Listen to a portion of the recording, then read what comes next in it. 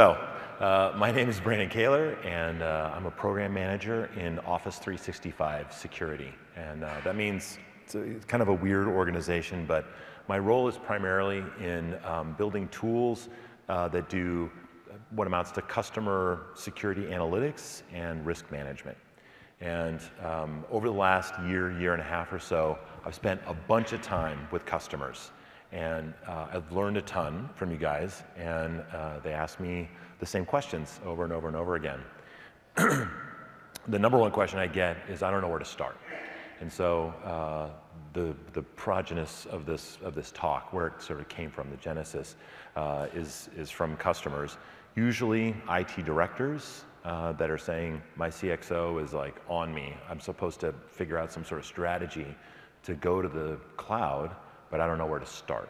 And so this talk is basically an attempt to frame up a very high-level strategy for any size company. And your mileage will vary depending on where you are kind of on the maturity scale. But the concepts are going to be the same regardless of how big you are, regardless of the industry that you're in, and regardless of the complexity of your hybrid multi-cloud setup. So let me start with a question. How many of you are a CXO or report to a CXO? Handful of you. Okay, good. I'm glad I got you in the room. I'll be excited for question time when we get to the very end. Okay, how many of you are responsible or accountable for security administration of your company in some form or fashion? By and large, the rest of you. Okay, awesome. So we've got the right audience for the most part in the room. Okay, so a couple big takeaways here. When I thought about where do we start with this, a couple of key takeaways I want you to have are the concept of a kill chain. You've probably heard it before, but this strategy that we typically recommend to folks starts with the kill chain, and specifically looking at the kill chain choke points. That's the key attacker vulnerability. You know, we talk all the time about what our risks are. The reality is that attackers have a mirrored set of risks, and because they have to pass through certain points along their attack chain, that's the opportunity for us to catch them or stop them or shut them down or do whatever. Simple breadth strategies are, at least in my experience, have been the most effective. Over-investing in one particular kind of security capability, like some sort of prevention mechanism, and saying this is how we do it, like saying we're going to invest in very complicated MFA technologies to protect all of our accounts. We're really not going much further past that, leads to very damaging breaches, because there's always a way around every single possible technology and risk mitigation thing that you put into play. There's a way around it. So that's the third thing in here, is to assume breach. Now that's not to say you should assume breach and be sad about it, or assume breach because you don't want to go to the cloud or whatever. It's assume breach as a way to drive your strategic investment map. All right? So I have this lovely diagram at the bottom, and on the left is representing the people that you have to worry about: external attackers and malicious insiders. Malicious insiders are far and away the more scary one between these two. And then the four kind of high-level categories of threats that you have to worry about, and those are breached account, elevation of privilege, data exfiltration, and data deletion. All right, so just to dive in there. So this talk, I don't know, how many of you been in a talk where you had a terrifying security story told to you this week? A few of them? Okay, great. I'm going to be the last in a long line of security guys who are going to tell horrible stories. So these will be illuminating at the very least. So first thing I'm going to talk about is a breached account. And this woman here clearly has a breached account. She's sort of freaking out about it. All right, so the scenario, these are all real world scenarios. The identities have been changed to protect the privacy of the people, obviously. But this is a spamming executive admin. Basically, a secretary for a relatively small sized company got a phishing email in a consumer email provider. I won't name them, but you can imagine one of a handful that people use as part of their normal workflow. And she got an invoice.doc attachment because it came through a third-party provider. It didn't go through the exchange protections, et cetera, and it had a piece of embedded malware. So she's an admin, so it's her job to basically deal with these invoices.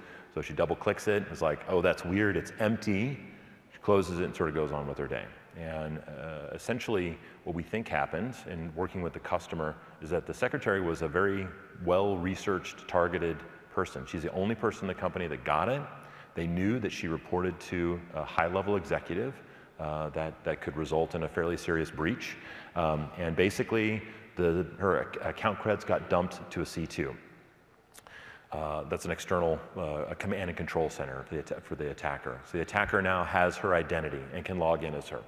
So that exec admin's account was then used to send that invoice.doc malware to the rest of the company, which would be a normal thing, right? The secretary sending out invoices is like what their job is functionally, which of course resulted in subsequent breaches by other people in the company, expanding the account breach. And then a spoofed email was sent to the CFO impersonating the CEO asking for a bank transfer. So by using the secretary's account credentials, they were able to learn who else in the company was responsible or accountable for specific types of roles, because they could log in, they could see the directory, they could see who she's sending the email to and so forth. And essentially, you know, a CEO telling a CFO to bank transfer some stuff to close a deal or whatever, it's not an uncommon thing to happen. So, of course, that bank transfer happened, and they caught it after the transfer had been completed and the money extracted by the attacker. So a basic account cred, a single piece of fairly common malware, resulted in 3 distinct attacks. A whaling attack, which is the CEO impersonating the CFO, an internal phishing attack with the secretary sending out this invoice.doc, and then the secretary's account being used to send the invoice.doc to other companies, right? So this nearly successful whaling attempt, well actually, this one didn't work, that's right, they caught it, would have been $60K. So the original request came was for a $60K transfer. They caught it. They spent hundreds of hours, literally hundreds of hours to figure out what happened. And this is a small company. I mean, this is like somewhere between 50 and 100 seats. So 60K loss would have been very damaging to their bottom line. They would have a hard time making payroll for something like that. And of course, hundreds of hours of lost productivity. All right, so account breach. What could they have done to prevent this? What could they do to detect it? What could they do to remediate it? So for any given threat vector, that's the 3 things that you have to think about. The standard, protect, detect, investigate, remediate. To prevent that particular account breach, multi-factor would have been the best, simplest answer, and it is in most cases. A piece of feedback that we often get from our customers is that MFA is a huge hit to user productivity, and they spend a lot of time supporting lost tokens or frustration with having to log into multiple apps because session states aren't persisted, so on and so forth. Finding a way to get MFA in some form implemented inside of your organizations in a way that protects against the actual threats that you have. And whether that's a conditional MFA where you have MFA when you're logging in from outside the company network, that's what Microsoft does, and that's a fine protection mitigation. It's pretty much the only thing that is available that you can do right now, today, to make sure that those very high value accounts at the very least are not trivially breached. Having difficult to crack password policies and at least user education to prevent reuse. People very commonly, because password policies are so aggressive, they're so long, they basically have, I know this is true for me, I can remember basically 2 passwords. And so reuse is very common if you're not aware of things like password managers, where you can have a complex password to your password manager, and then you have the password manager generate random long strings, and you just go to that guy and paste it into whatever website or whatever account that you need. End user education is key. Secretary had no idea that attachments were a thing that she needed to worry about.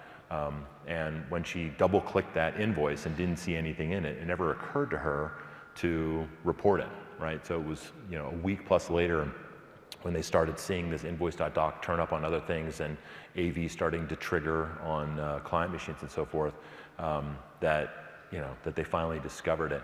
So making sure your users are aware of these threat vectors, that they need to not open attachments from private email on their work machines, and that they're aware that a very simple thing like clicking a link or opening an attachment can lead to a full-scale breach of the entire company. And then, of course, having aggressive anti-malware attachment policies. There's a series of recommendations that I'll kind of make at the very end about how you can protect yourself against that. In many cases, it's just about modernizing what your like document types are that you use. So DOC is a very common attachment type that people don't actually need. Like the DOC is like 6 years old or something like that. If you don't need older style files, ooh, I'm getting a little feedback. Can we crank me down?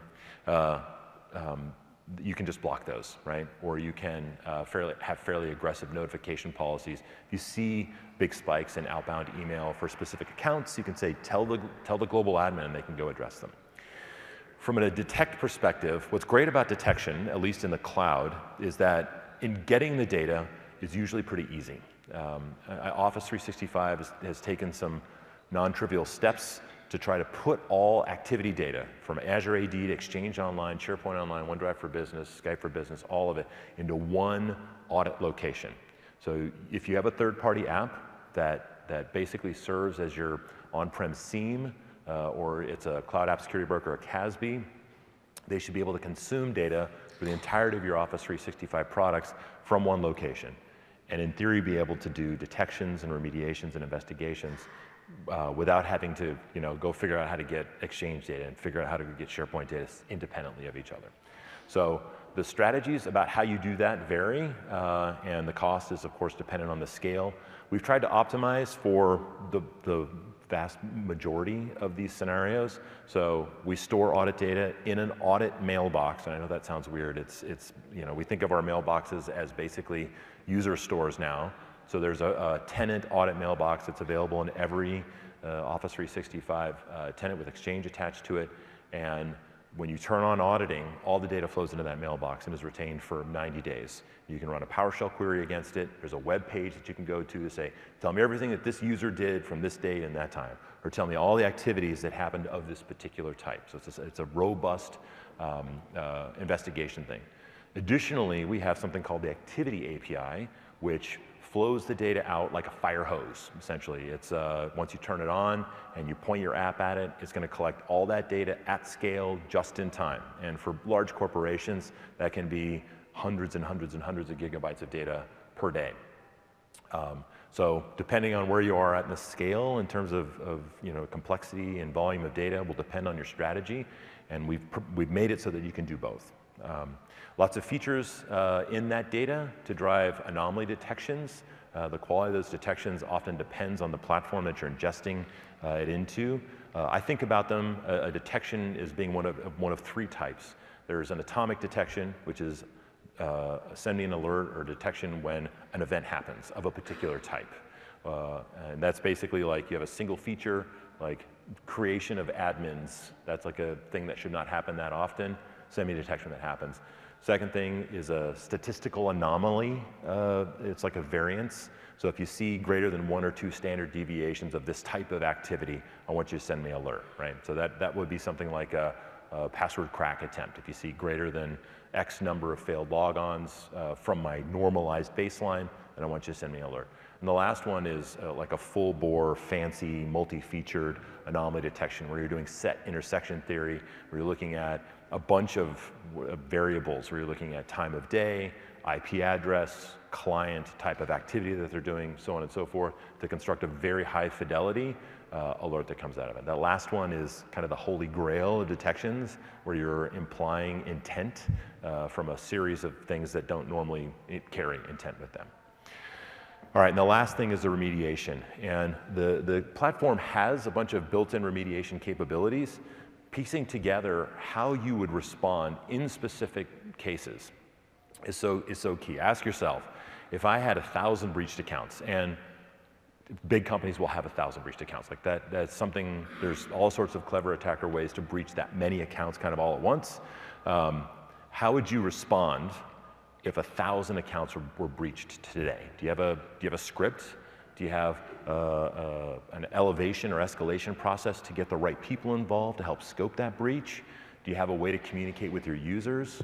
How long would it take you to recover from that particular kind of a thing? That all takes planning, right?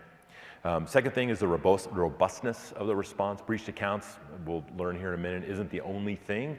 Being able to think about your cloud assets right next to your on-prem assets, right next to your Salesforce implementation and your AWS stuff and your Azure stuff and all of the stuff that exists in your ecosystem, and being able to have a coherent response, because a breach is going to traverse all those boundaries, right? A breach will start with a Gmail account and it will end up with a cross-platform breach, and you need to be able to track all of that stuff down. So doing tabletop and capture the flag exercises is hugely valuable. My experience is that tabletop exercises is great for communication planning, and capture the flag exercises are great for gap identification, right? So if you have a pen test team, or you want to hire a pen test team and say, hey, have at it, here's the target, you'll learn all sorts of ways that your detection and investigation or remediation strategies can fail. I'm from Seattle, and we have the Seattle Seahawks. Russell Wilson is our quarterback, and he's sort of famous for saying the separation is in the preparation. So that's also true for security. All right, elevation of privilege is the next case that I'm going to talk about here. In this particular case, it all starts with an administrator account. So the case happened kind of in the fall of last year, and I call it the airport admin because it's an administrator account that they actually don't know how it was breached, how the account credential was breached. It was likely that it was an airport kiosk cred dump, right? So the global admin, relatively small company, again, I think they had about 250 seats, and he had just taken a trip, and he just did like a 2-minute log on an airport kiosk to check his email really quickly. There's no other way that he was able to identify that his creds could have been stolen. So we're assuming that it was the airport kiosk, right? There's a handful of ways where that could have been fairly straightforward. The attacker, in a very short amount of time, from the time that he had that log on in the airport to the time when the first set of attack activities had been completed, we were able to sort of reconstruct, was about 20 minutes. So the attacker created a shadow admin account via PowerShell, and then used that to create a regular user account. And then he deleted the shadow admin account. The regular user account was granted delegate permissions to a payables clerk. So a payables clerk account basically granted this regular user account delegate permissions. And then they created mail forwarding rules to an external domain, to a Yahoo account, in the account payable clerk's account. So the account payables clerk has no idea that this mail forwarding rule has been created. There is no global admin that's sort of hanging around. It's just this regular user account that's got a regular user's name in it. It was completely indistinguishable in the list. They spent about a week doing nothing, basically just gathering intelligence on accounting and downstream payments, right? So this is like 2 minutes, a simple script. They're now watching information, it's data exfiltration. They're just reading this email and sort of reconstructing who the payables clerk talks to and who talks to the payables clerk and all that kind of stuff. And then they sent a single email from an Azure-hosted domain that had basically 2 letters of a customer of the customer. So we'll call it like the third-party customer here. They spoofed their domain, got a transposed letter domain, pretended like they were the payables clerk in the other tenancy, and sent an email to the payables clerk. And they said, hey, we just changed our bank. Can you update this routing number? Payables clerk's like, sure. I mean, I know who you are. It's like your first name, domain looks like it's totally your domain. There's no red flags in there. It looks like a totally legit thing. And so they then proceeded to update the bank routing information. They made 6 weeks of $30,000 a week payments before the downstream customer's like, you guys haven't paid me in 6 weeks. Like, what's up? Before they realized, wow, we have really, really screwed this up. So in the final washout, it was over $200,000 worth of financial loss. The customer's customer, of course, was like, man, I don't know if I can trust you to pay me now. There's this broken trust relationship that was very, very harmful for the company. Of course, the hundreds of hours of investigation, hundreds of hours of remediation, and then lots and lots of lost productivity, right? So kind of a worst case scenario. So this is a very high level account, an admin account. They can do pretty much anything in the tenancy with one log on. They have $200,000 log on. All right, what could they have done about it? Again, the strategy here is prevent, detect, remediate. For prevent, multi-factor, of course, especially for global admins, is the best, simplest answer. And as the CEO or CXO of your company or the director of IT security, your global admins are going to complain at you all day long. It's so hard, blah, blah, blah. Don't listen to them. Go ahead and enable MFA. As a representative of Microsoft, I know that there are gaps in that requirement. There are like PowerShell interfaces that don't necessarily accept MFA and so forth, but there's always a way around it. We've been working on PowerShell interfaces that do support MFA. Most of them are in preview, but you can get access to them now. Forcing your global admins to use alt accounts. So if they just need to check their email, they don't need global admin privileges to check their email, right? So have them have a secondary account that they use to do service administration. And make that service administration privilege just in time. There's a product that Microsoft ships called Privileged Identity Manager out of Azure AD. They can, with 2 clicks, go in and elevate their alt account to global admin privileges for 4 hours, do the thing they need to do, and then de-escalate. It dramatically reduces that threat, that surface area. Make a very high bar for admin access.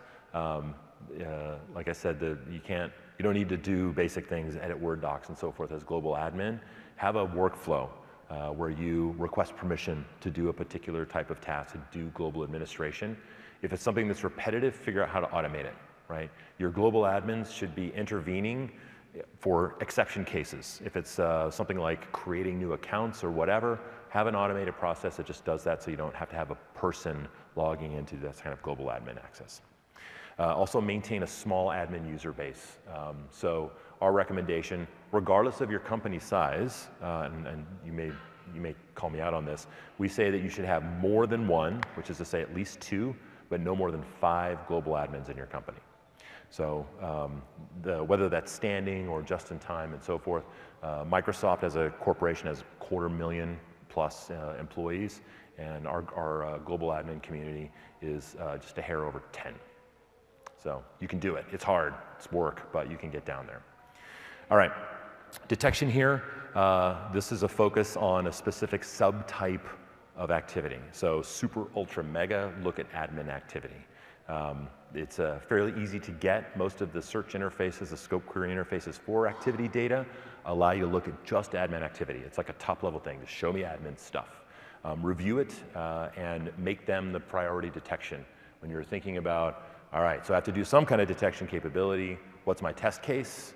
Admin MFA, admin creation, and the like, admin activity just in general. That's what you should be looking at. It should be a small volume, which makes it easy, and it's very high risk. It's high noise, which is to say it's very rare that there's an actual admin account breach. So you'll spend a lot of time looking at alerts being like, not an actual breach.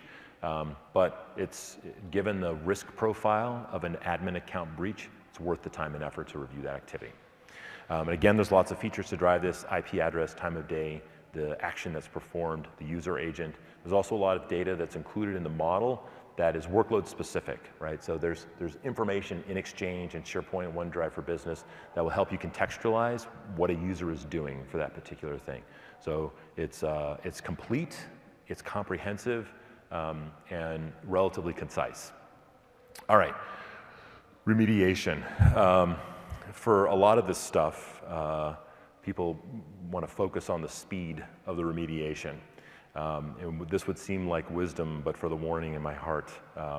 Investigation and scoping capability is a better priority. What we find is that when corporations get breached with admin accounts, is that they basically reset the admin account password or enable MFA on it, and then they're like, sweet, I'm done, right? That's in the case of an elevation of privilege attack, you have to spend a lot of time investigating to make sure, to prove and double prove that you have the full scope of the breach, right? It's very easy for an attacker to entrench themselves in your organization without you having any idea, right? Like in this particular case, admin user, regular user, delete admin user. So they're in your org, and you don't have like the super loud, obvious, 20% of your global admins is, an attacker kind of a thing. So you have to look at everything. ACLs, mail config, new and changed accounts, all of that stuff could represent entrenchment. So when we think about account breaches, we typically look at the account and what did the account do, but you have to remember that traversing from that account to other accounts and traversing from those other accounts into other sorts of exfiltration or entrenchment strategies, very easy for an attacker to do. They're very sensitive about how loud they're being inside of your environment. So take the time to do a proper breach scoping, and as a leader in your company, set a high bar. Make your security administrators prove to you that the attacker is not somewhere else. And even if at the point at which they say, yeah, okay, it's good enough for now, assume breach, right? Assume that the attacker is still in there and that you need to constantly be vigilant. All right, third one, data exfiltration and deletion. You get a twofer on this story. There's actually two little mini stories here. One about ransomware and one about, let's see, what is this? This is another invoice routing kind of a thing. So in the first case of ransomware, basically a global admin that had not yet moved to the cloud for their document data logged into his desktop workstation, and the way that their company worked, they had a file server that was on-prem, and that file server the global admin had mounted on his local desktop. Logged in, got an email with an attachment in it, looked legit, double-clicked it, turns out it was ransomware. And so the ransomware zipped up all the data on his computer, including all the data on the mounted drives. So it was gigabytes and gigabytes of data that had been zipped up, basically every piece of data that the company had. So single point of failure. In the other case, a payables clerk got a phishing link to a faked federated auth page. Attackers can be very sophisticated about their attacks. We've done a bunch of research about the effectiveness of phishing. I'm sure you'll hear this in industry a lot. There's not a lot that you can do to reduce the effectiveness of phishing against your users. And because it all turns on the quality of the phishing attack. It is relatively cheap for an attacker to make a phishing attack look like the real deal, right? And they understand the psychology of your users to appeal to the thing that's going to make them click that really fast. So as an example, when we ran a spear phishing campaign in Microsoft for a caffeine-free workplace, right? So it was kind of a tongue-in-cheek thing. We said, hey, click here if you want to give us feedback. We're thinking about removing caffeine from the workplace, right? We got about a 10% breach rate on that, right? It's very obviously a thing that, we're trying to spear phish you. But then we ran a Seahawks game day giveaway, right? So a lot of Seahawks fans in Seattle. We said, click here to enter a raffle to win a ticket to go see the Seahawks play and catch a pass from Russell Wilson. It's going to be awesome. We had something like a 40% success rate on that. So, and this is after the users know that they're being attacked, and we see it pretty consistent whether they're global admins or security guys. Our security guys get breached at the exact same rate that our regular users get breached at. So just being aware of security risks or stuff, you still get suckered in, especially when you're receiving thousands of emails a day. Like sometimes companies, it's overwhelming. And you're just like, okay, yeah, I got that thing to do and that thing to do and that thing to do. It's just another thing in the list. So in this particular case, an attacker had created a federated auth page that looked exactly like the company's normal federated auth page. So you'll see this very often. You click on a link and there's an internal tool and you go to this like company branded page. It's got your logo on it. It's got your username and password. You type it in and it takes you to the thing, right? Microsoft has a ton of these. We have it's a guy on a bicycle with a helmet, and he's kind of got this, kind of sideways look at you. We all hate the bike helmet guy.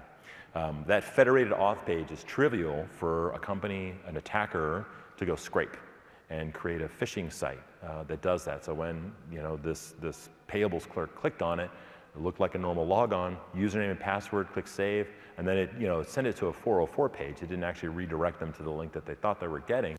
But at that point, it's game over. The payables clerk's thing is done. They think, oh, maybe it was like a weird network thing, whatever, on with their day.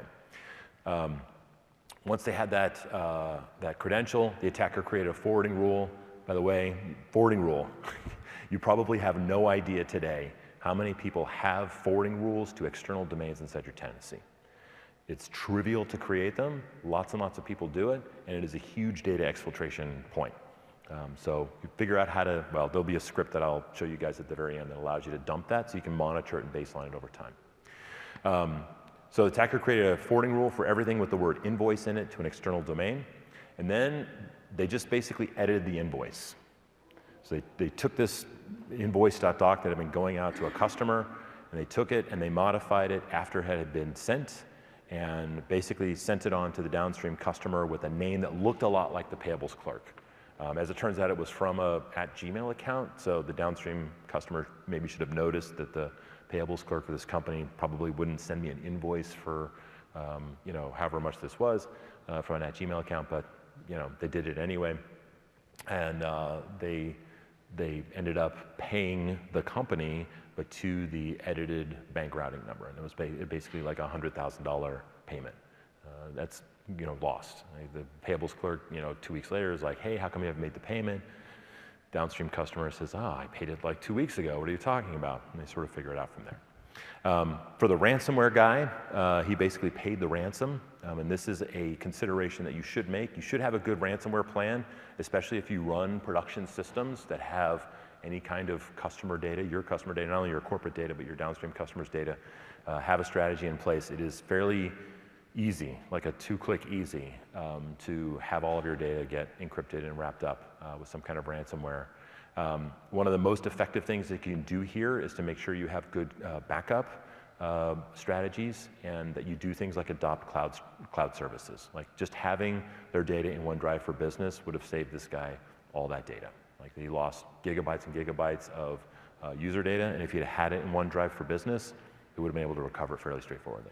All right, same sort of thing here, customer trust impact, hundreds of hours of investigation, remediation, so on and so forth. All right, so what could we have done to prevent these two specific attacks? ACL's sharing policies, least privilege, data classification, DLP, blah, blah, blah. It's like dozens of different features that can help you as a customer, built into the platform, keep your data safe and secure. And the best strategy is one that employs all of them. No one of them is going to work sort of out of the box. No one of them covers all the scenarios. It's just a question of having a robust governance policy about this is how we manage our data, this is how we prevent these specific types of attacks. As I mentioned earlier, leveraging the cloud for data resiliency. When you adopt a cloud service, you're functionally putting a breach boundary in place, a firewall between an attacker's ability to operate and the cloud service provider. So an attacker might be able to breach your corporate network, but they will have a much harder time breaching Microsoft's corporate network and getting into our data centers. They can basically get one or the other, but not both, right? And then having healthy on-prem infrastructure. When you think about the interaction model, there's a user, a device, and the data. That device piece often gets underlooked because there's been so much pressure to sort of, let people use their own devices for this. Letting people use their personal phones, letting people log on from home or whatever, should do that. But you should still maintain that they patch those computers, that they have antivirus and anti-malware software running on it.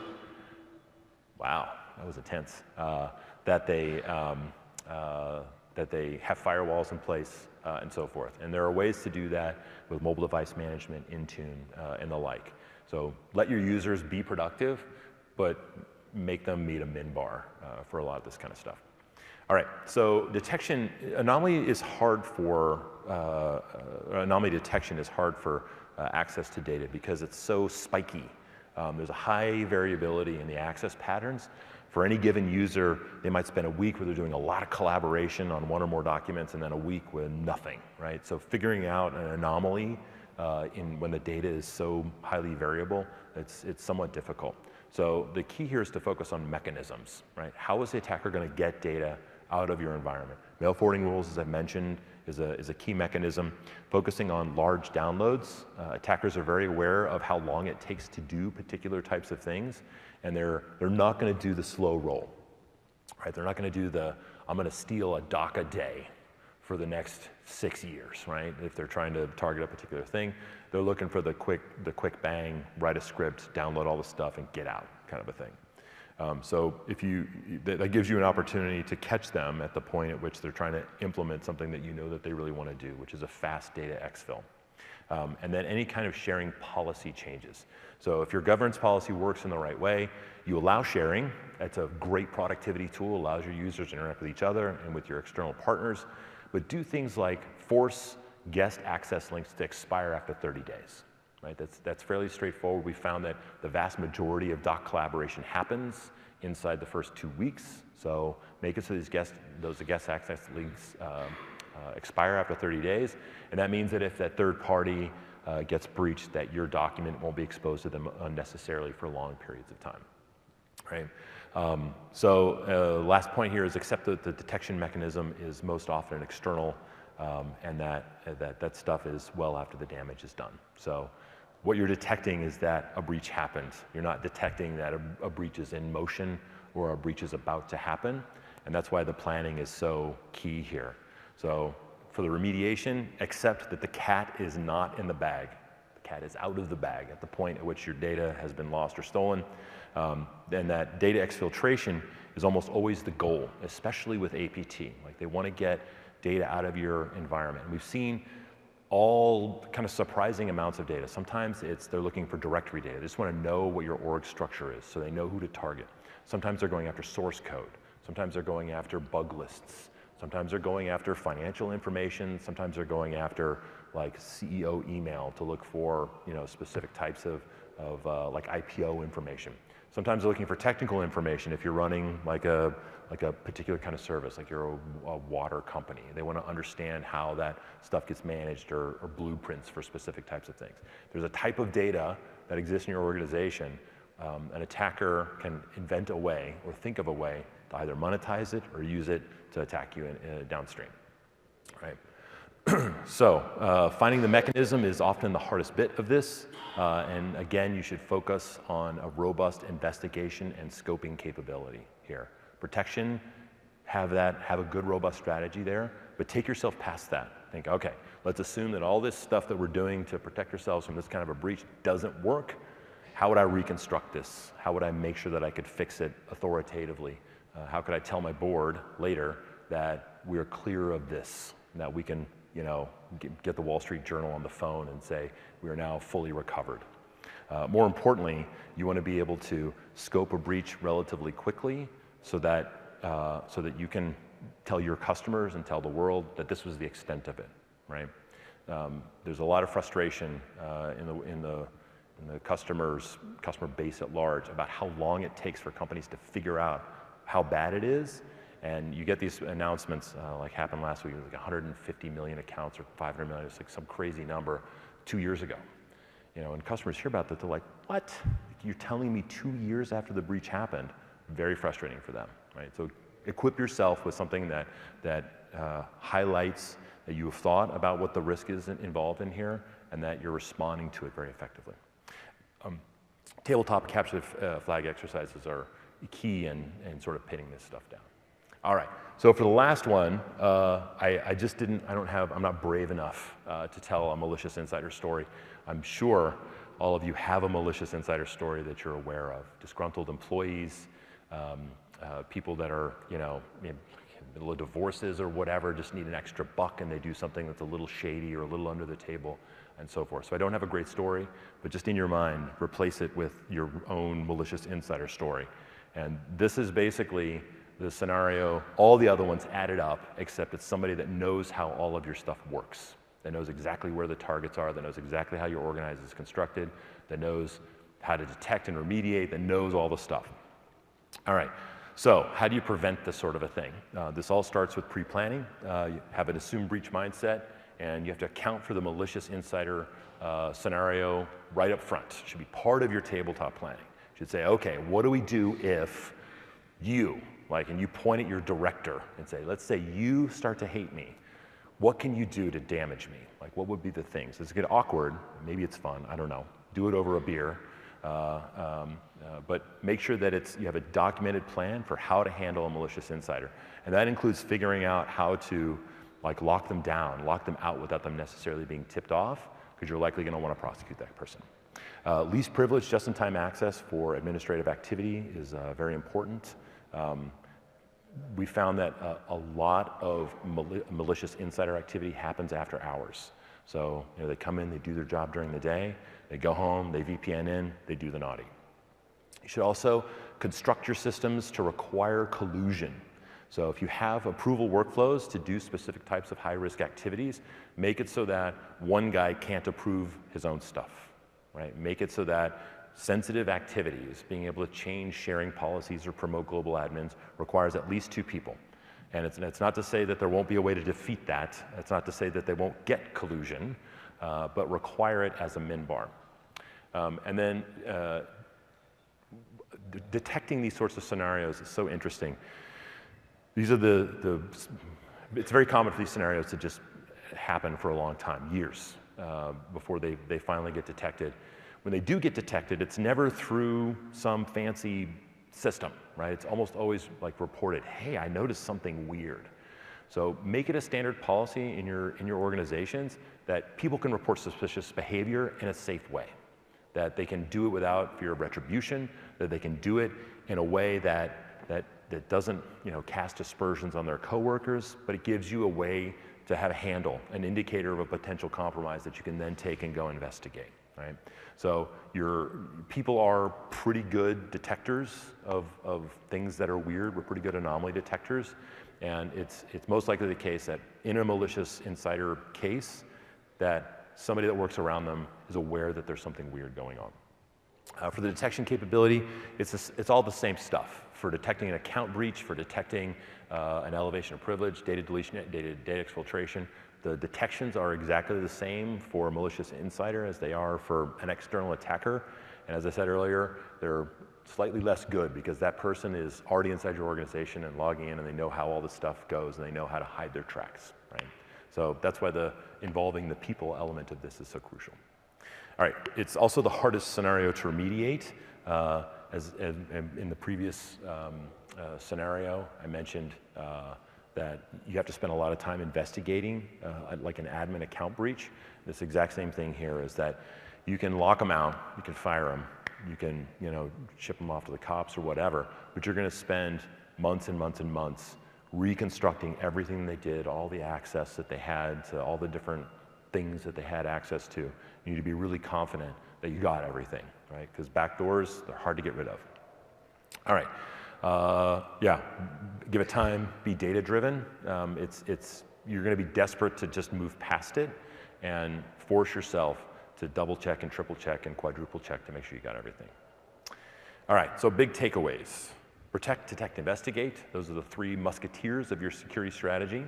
You should center your strategy around 3 entities: accounts, privilege, and data. Acknowledge that people are usually the weakest link, and that's not to say that your employees are bad people. It just means that they're people. You're just as bad as they are. You're likely going to click on a phishing link at some point in your career, and that education is crucial. And not the kind of top-down corporate, you got to take the don't do insider trading training kind of a thing.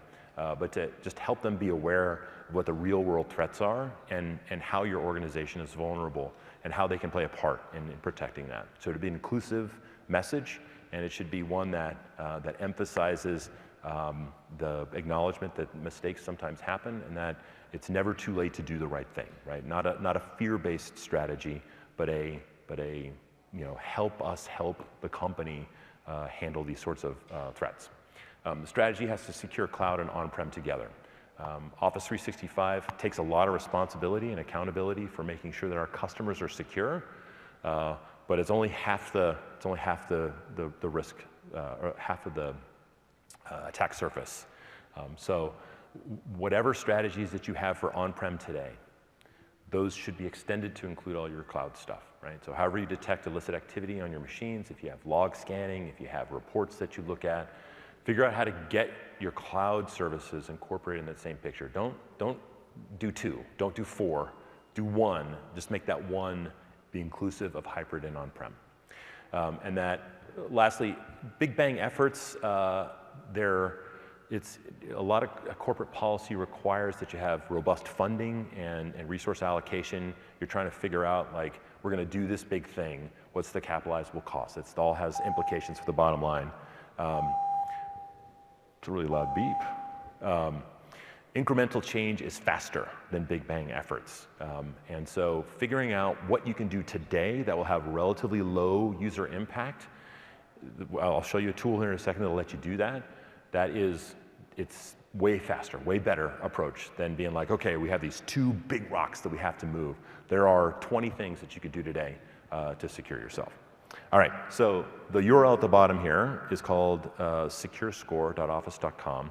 And what that is a security and risk management analytics tool that works for all of our multi-tenant customers today.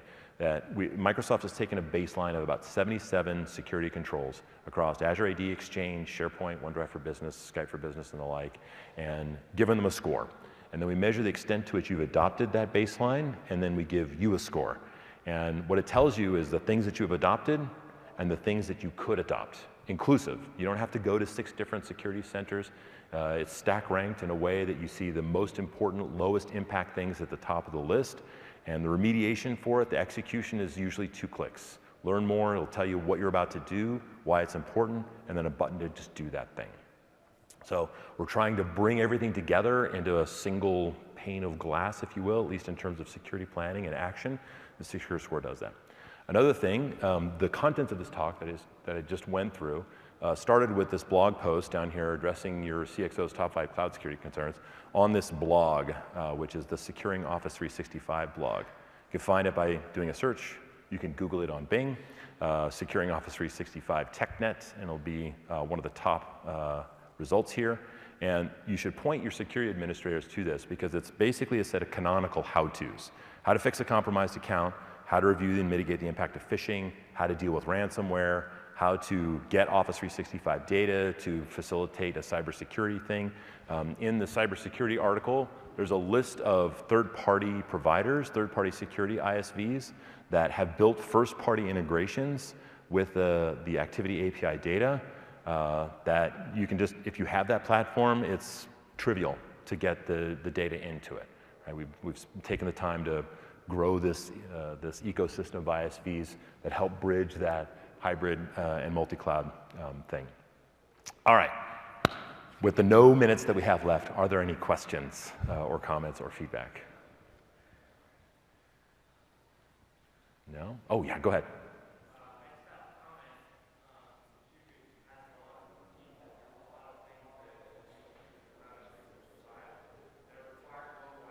Yeah.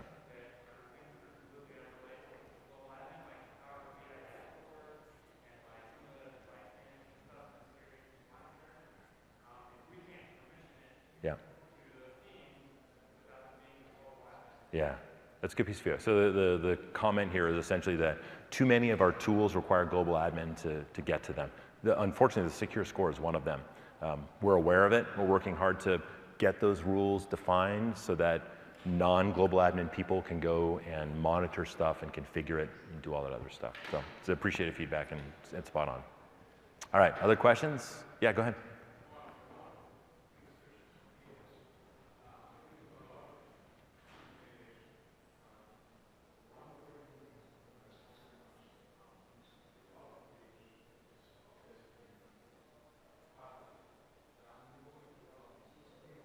Yeah, I'm having a hard time hearing you.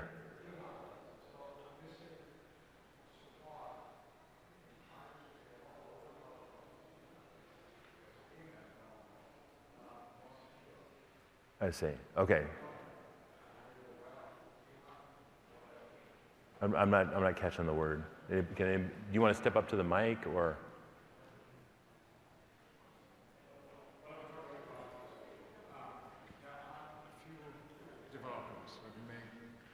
Older protocols like basic email, which I really can't change, more secure. DMARC is one of them. Oh, DMARC and DKIM. Yeah. So I'm missing really a push to get these kinds of standards more widely adapted. Yeah. Interesting. That's not even on my Secure Score list, although the feedback is legit. So DMARC and DKIM are technologies that make your email transport better. Essentially, it makes you a trusted person so people can sort of verify that you're who you say you are, and you can do the same thing with other people so that you're not, some new guy who just spins up a VM in Azure and starts sending mail out of it. You can be like, you're not reputable, right?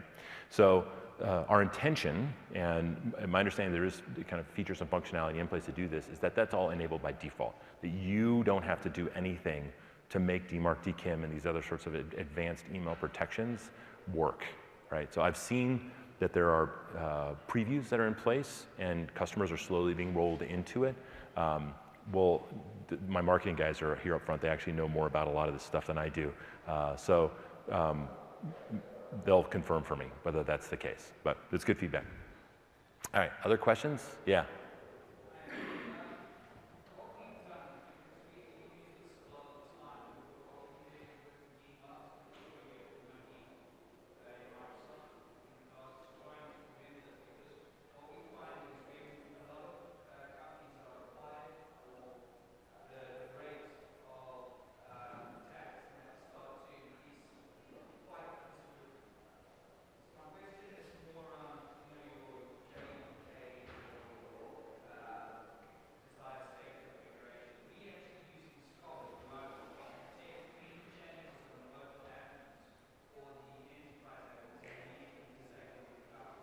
Okay.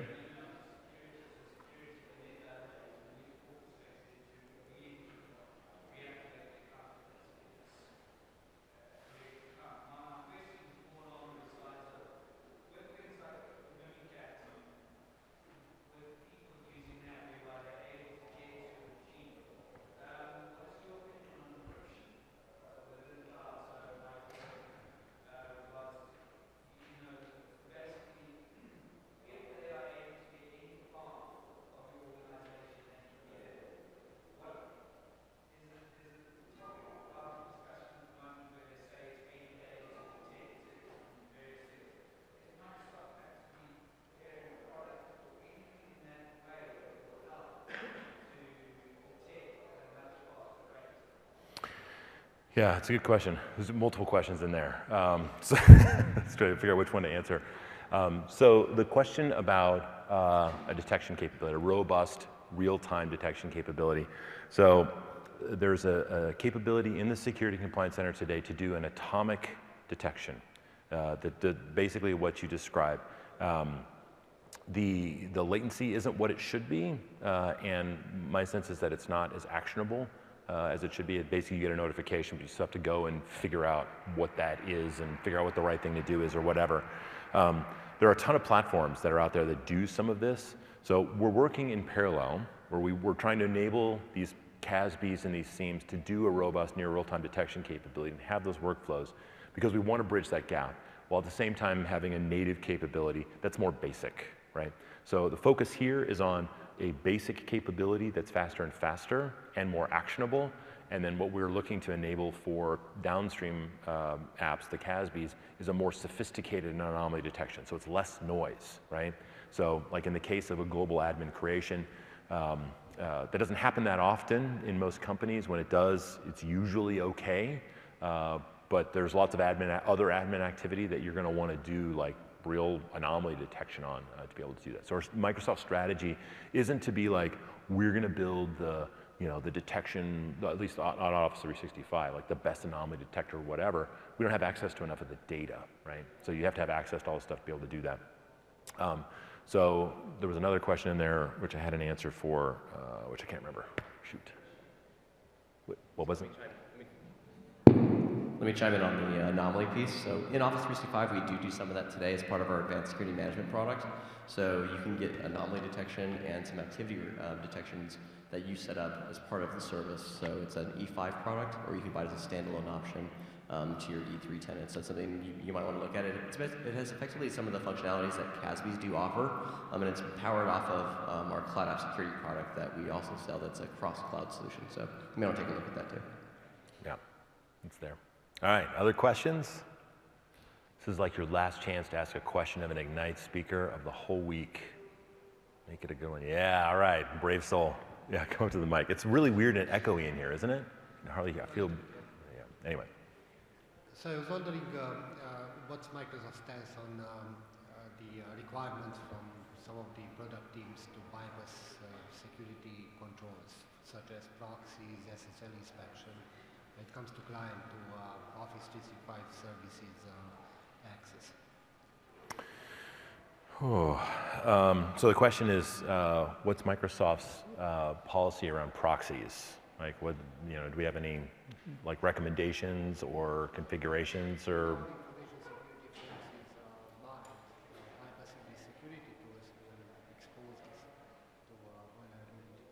They don't see the Office 365 cloud as an extension of our network because there's the internet in between. Yeah. And bad things can happen. So how, when all these tools available in Office 365 are being accessed over the internet without the security controls that we have in place on-prem, wouldn't that be a weakest link? Yeah, the short answer is, I guess I want to say no. Microsoft is very aware of the fact that your security boundary extends into our service and our data centers. What we worry about is that proxy solutions reduce the effectiveness of our service, right? So as an example, there's lots of proxies that encrypt data that transport into it so that all mail, for example, or all docs are just encrypted blobs in our service. Right? At that point, you're protected against the Microsoft data center breach, but that's the least of your worries, right? And you've now denuded our ability to index your content so that you can do a search against it or route it to specific places or whatever. There's a bunch of different types of proxy solutions that we've seen out there. You know, sometimes it's, you know, route mail in and then bounce it out to the service provider and then bring it back in and do whatever. We try to balance between the usability and the stability of the chain of things that have to process it to get you the type of functionality that you need. And in most cases, like a redirect or a proxy solution that takes data in, routes it through a third thing, and then back into us is for a particular reason. Like you've got some kind of on-prem thing that you have to support, whether it's inbound or outbound. But we're very aware that if our services are slow, because the end user experience is having to go through that full chain of stuff, that it has to feel fast. And so we're never going to allow like a third-party shim between two of our own components, right? So we sometimes get that where a CASB will want to do DLP policy analysis on content at scale. So they want to basically be a shim or some sort of a proxy between, you know, our front-end clients and our actual data stores. And in general, we don't allow that just because it has to be super fast, and the way that we scale doesn't support like a third-party service provider for that kind of stuff. So it.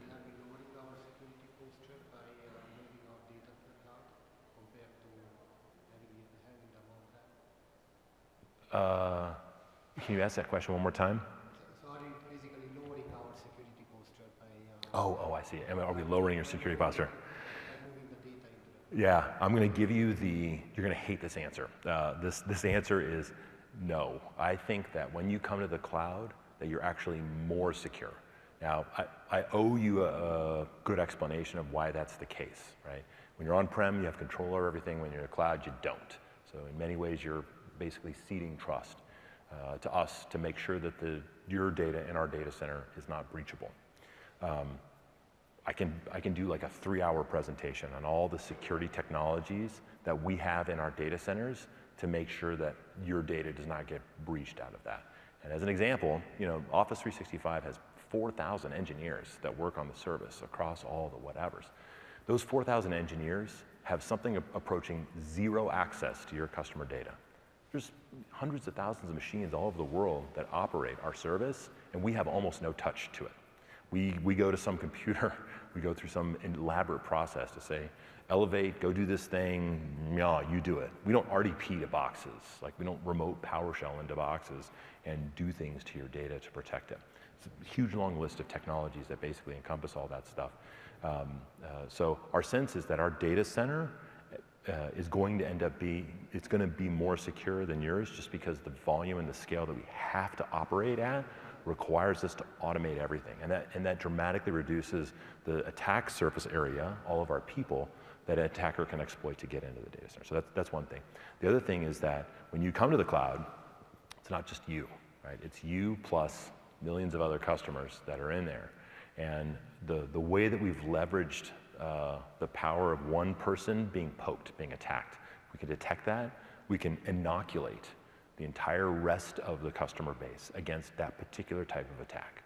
When we blacklist an IP address for being a spammer or for being a phisher, because they attacked you, you're protected going forward, but customer over here is also protected from that IP address and so forth. So you're accruing value from the fact that you're basically teaming up with all the other customers that are in the service and basically getting the whatever they're being attacked by, you're earning that, if you will. You're sort of getting the value of their stripes on their back. So there'll be a blog on this I've been working on that basically articulates a full set of reasons why we think the cloud is more secure than on-prem.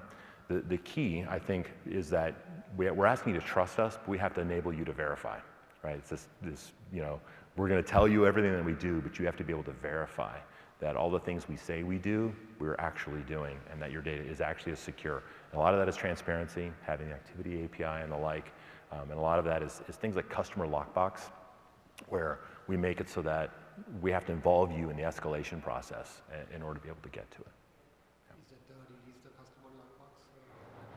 Yeah, it's in the market now. You can buy it.